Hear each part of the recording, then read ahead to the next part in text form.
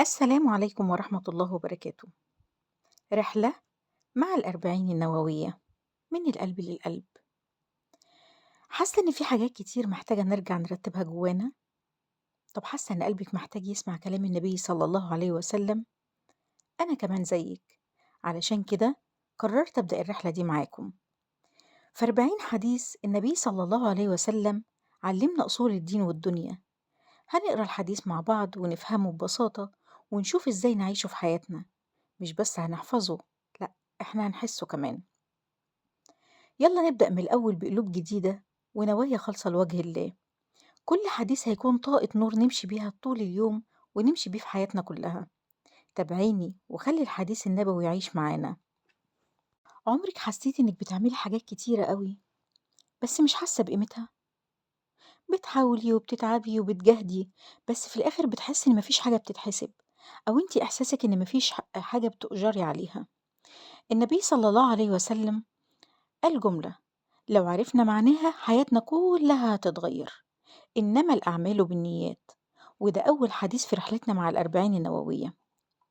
عن أمير المؤمنين أبي حفص عمر بن الخطاب رضي الله عنه قال: سمعت رسول الله صلى الله عليه وسلم يقول: إنما الأعمال بالنيات، وإنما لكل امرئ ما نوى، فمن كانت هجرته إلى الله ورسوله فهجرته إلى الله ورسوله، ومن كانت هجرته لدنيا يصيبها أو امرأة ينكحها فهجرته إلى ما هاجر إليه. رواه البخاري ومسلم. النبي بدأ بالحديث ده كأنه بيقولك قبل ما تبدأي أي حاجة في حياتك فكري انتي بتعملي كده ليه.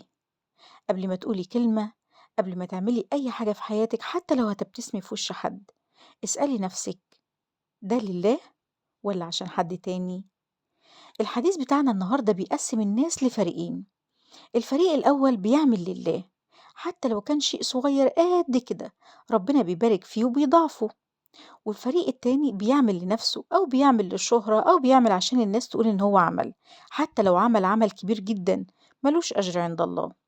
تخيلي كده لو نيتك في شغلك، في خدمتك لولادك، في كلامك مع الناس، كل حاجة بتعمليها لله، كل حاجة في الحالة دي هتتحول معاكي لعبادة. كل لحظة هتكون رصيد في ميزان حسناتك. وده طبعا مش كلامي، ده مش كلام مثالي بالنسبة لي، لأ، ده وعد من سيد الخلق صلى الله عليه وسلم. في بداية أي طريق لازم نسأل نفسنا: هو أنا بعمل ده ليه؟ أنا ليه بصلي؟ طب ليه بصوم؟ طب أنا ليه بتعلم العلم الشرعي؟ أنا ليه بحفظ؟ دايما النية هي المفتاح.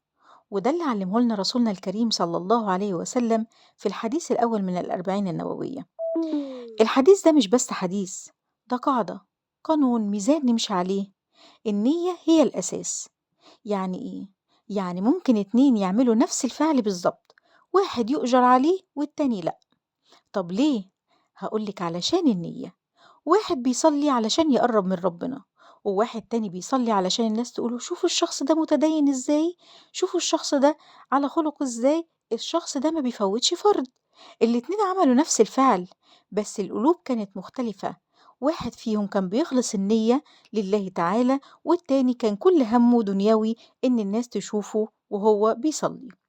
تخيلوا معايا كده شخص سافر بلد تانية وساب كل حاجة وهاجر من البلد بتاعته.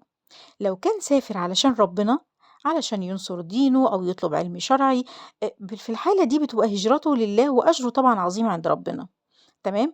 لكن لو نفس الشخص سافر علشان شغل أو يتجوز واحدة، يبقى أجره على قد نيته. وده اللي النبي صلى الله عليه وسلم قاله بوضوح: فمن كان هجرته لدنيا يصيبها أو امرأة ينكحها فهجرته إلى ما هاجر إليه. يعني الهجرة لشيء دنيوي مش لله، يبقى الثواب حسب النية بس. طيب، إزاي ده يمس حياتنا؟ إحنا كل يوم بنعمل حاجات كتيرة جدًا، بنذاكر وبنشتغل وبنخدم أهلنا، بنربي أولادنا.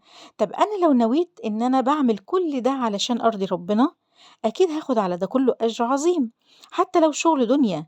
النية بتتحول في الحالة دي من عادة إلى عبادة. النية مش مجرد كلمة، النية هي المفتاح اللي بيفتح أبواب الثواب. وقبل ما نبدأ أي حاجة نسأل نفسنا: هو أنا باعمل ده لمين؟ طيب أنا باعمل ده ليه؟ ابدأي يومك بنية، واستحضريها في كل حاجة بتعمليها، والحديث ده خليه دايما قدام عينيكي لأنه ميزان كل عمل هتعمليه. تابعوني في الحلقات الجاية بإذن الله، هنعيش مع بعض كل حديث من الأحاديث النبوية، هنفهمه وهنطبقه ونقرب بيه من ربنا أكتر. أنا معاكم سماح المصري، والسلام عليكم ورحمة الله وبركاته.